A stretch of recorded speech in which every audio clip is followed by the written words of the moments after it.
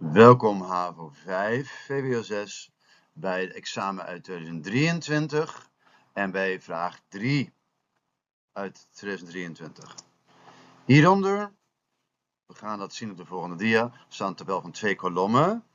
Elk begrip, elke naam, vormt een combinatie, een paar, een connexion, met een ander woord of een ander begrip. Welke horen bij elkaar? Pagetino, er blijft één naam over. Ja, dus welke begrippen of namen horen bij elkaar? Noteer dan in de letters en de nummers op je uitwerkbijlage. Ja? Nou, welke horen bij elkaar? Met explica este aqui cortico, pues pagetinu. Atlantic Charter.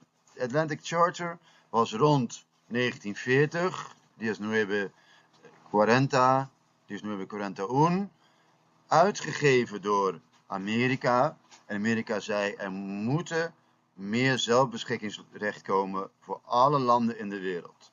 Dus toen, president Roosevelt zei, er moet meer zelfbeschikkingsrecht komen voor alle landen in de wereld. Capaciteitenkiesrecht was in de 19e eeuw, siglo XIX, en het was ongeveer hetzelfde als censuskiesrecht. Als je geld verdiende en als je dus capaciteiten had, dan mocht je stemmen. Je mag voten. Dan Ephraim Jonkheer was de persoon die het statuut ondertekende. Het statuut. Ja, dus hierboven zie je Ephraim Jonkheer. En hierboven zie je ook het statuut.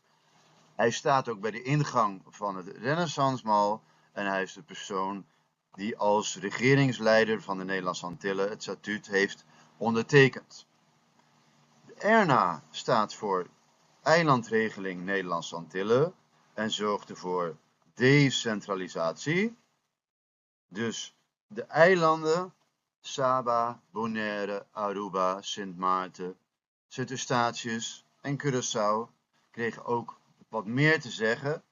We noemen dit decentralisatie. Vergeet niet het dingetje wat ervoor staat. Decentralisatie.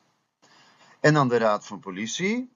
Tussen 1634 en 1791 had Curaçao en Sint-Eustatius hadden een directeur. De andere 4 eilanden hadden een commandeur. En elke directeur op Sint-Eustatius en Curaçao had ook de hulp van een raad van politie. En dan degene die overblijft is WIC. Ayo, itekerato.